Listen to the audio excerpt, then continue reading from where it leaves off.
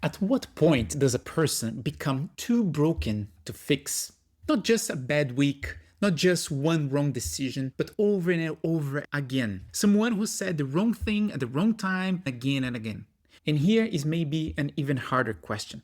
Can God heal this kind of trauma without erasing our memory, without wiping out who we are? Because that's exactly what we're going to look at today. And I think the answer is going to surprise you.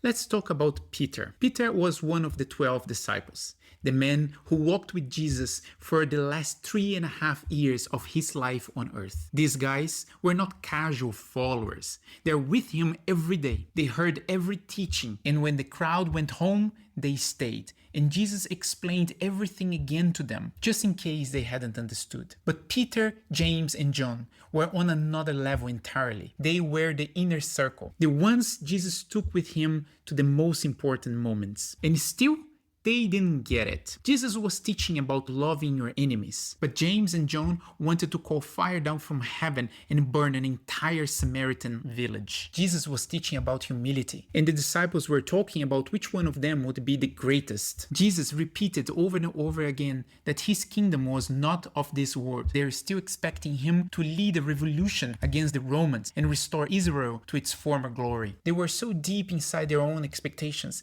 that they couldn't hear what Jesus was actually saying. It was too different from everything that they had been taught to believe. And Peter specifically had a gift for saying the wrong thing at exactly the wrong moment.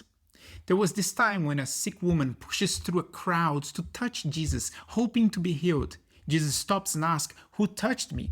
That question had a purpose. Jesus wanted to draw her out, to see her, to talk to her, but Peter interrupts and answers, "Master, the people are crowding and pressing against you, and you're asking who touched you?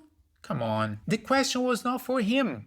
He missed the entire point. But Jesus manages to fix everything and brings the situation back on track. Then in the Garden of Gethsemane, just hours before the crucifixion, a group of soldiers comes to arrest Jesus. Peter pulls out a sword and cuts off a soldier's ear. Now let's be honest. He was not aiming for the ear. He was aiming for his head, and he missed. Peter was a mess, but he was a loyal mess, and that matters. At the Last Supper, Jesus says something that stops the room. He tells his disciples that all of them will abandon him that night. Peter can't stay quiet. "Lord, I'm ready to go with you to prison and to death." Jesus looks at him and says, "I tell you, Peter, before the rooster crows today, you will deny 3 times that you know me." Peter doesn't believe it. None of them do. A few hours later, Jesus is arrested in the garden.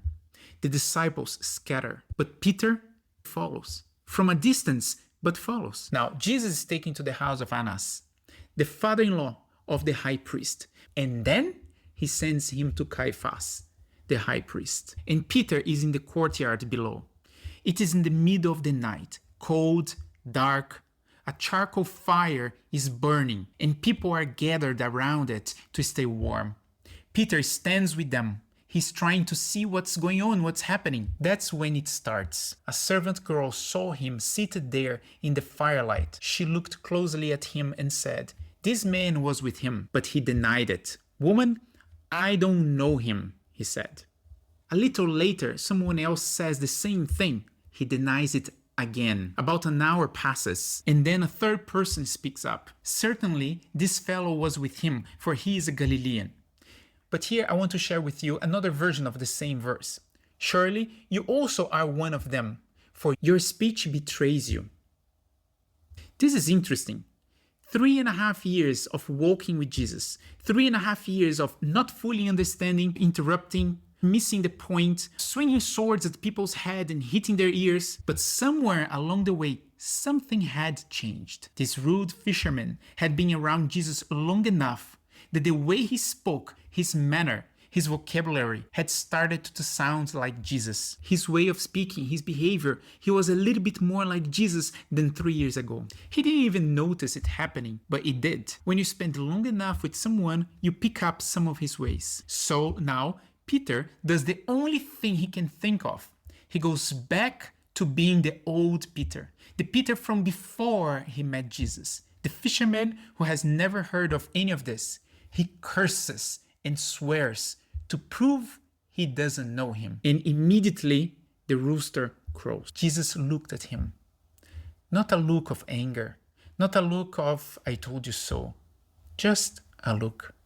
And Peter remembered everything. And that was the last time Peter saw Jesus before his death. Think about what those next days must have been like for Peter. And think about the trauma he would have carried with him to the grave if that was really the last time he saw Jesus. He had failed his best friend at the worst possible moment, and then Jesus died. There's a kind of grief that is not just sadness. It is a grief of knowing you cannot go back and fix it. The door is closed. The moment is gone forever. Peter was supposed to be the leader of what Jesus was building, and he had just proven beyond any doubt that he was not up to the task. He was a failure. So he does the only reasonable thing. He goes back to what he was before, a fisherman. There's nothing wrong with being a fisherman. The point here is that Peter had another mission. He was called for something different. But how many times we give up our dreams because we think we're not good enough?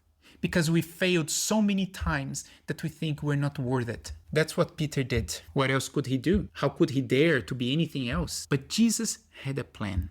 A few days later, Jesus rises and he has a very specific agenda. He goes to find Peter.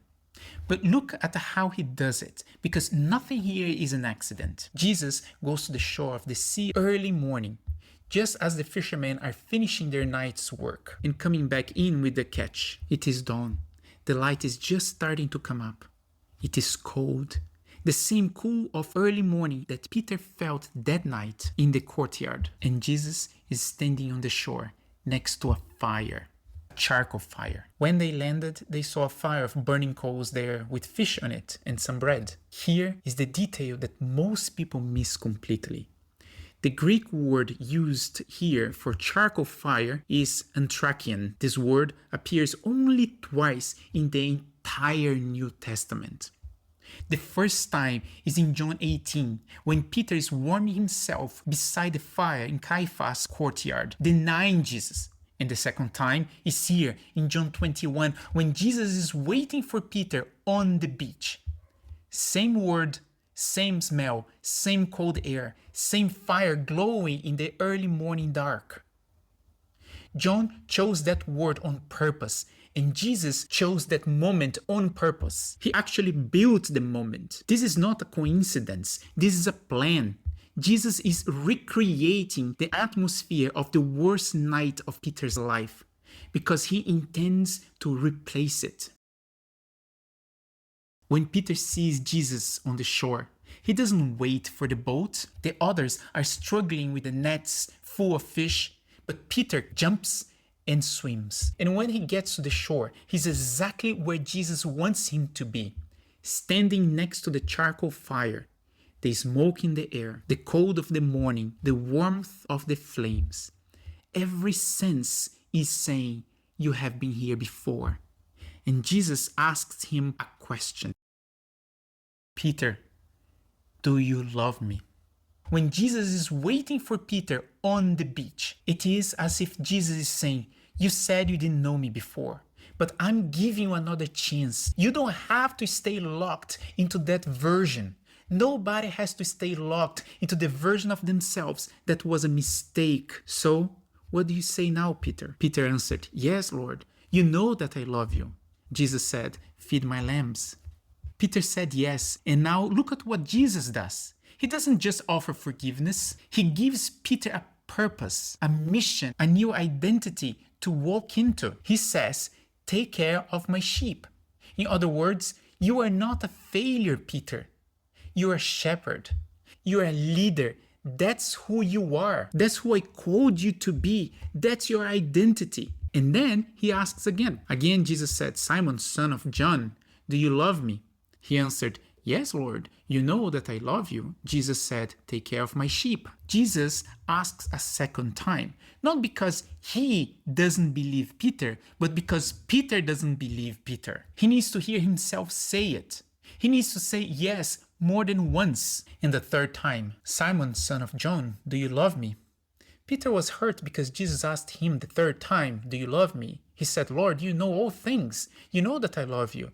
Jesus said, feed my sheep. 3 questions. Same fire, same cold morning. Jesus is overwriting his trauma. Every time Peter smells charcoal smoke at the dawn from now on, he will not only remember the night he gave up on Jesus and on himself, he will also remember this morning when Jesus looked at him and said, who do you want to be? I'm giving you the second chance to choose. And Jesus closes with something that sounds very simple, but it's one of the most powerful things he ever said to anyone. Not go fix yourself, not come back when you're ready, not prove to me that you have changed. Just follow me. Now, as you are, let's go. Imagine if that encounter had never happened. Peter would be a frustrated fisherman for the rest of his life, haunted with the idea that he failed his best friend. But after that encounter, if you keep reading, in the book of Acts, Peter becomes the main character of a movement that will spread across everywhere. He becomes the leader of the Christian church. He preaches on the day of Pentecost, and 3,000 people become followers of Jesus. He heals the sick. He stands in front of the same religious leaders who had killed Jesus and refuses to be silent. The broken, impulsive fisherman becomes the foundation of the early church. That's what happens when Jesus decides not to give up on you. Jesus did not erase Peter's memory. He did not remove the pain of that night. He did not pretend it never happened. He came back to the same place, the same smell, the same cold, the same fire, and he asked a question that changed what that memory meant. That's how God heals trauma. Not by wiping it out, but by meeting you inside it and giving it a new ending. If he didn't give up on a man like Peter, he's not giving up on you either. He's not waiting for you to have it all together. He's not asking you to prove you have changed. He's standing on the shore, next to a fire, asking one question. Do you love me? And whatever you have done, whatever version of yourself you've been performing to survive, you can say yes. Right now. And he will give you something to live for, a mission, a purpose.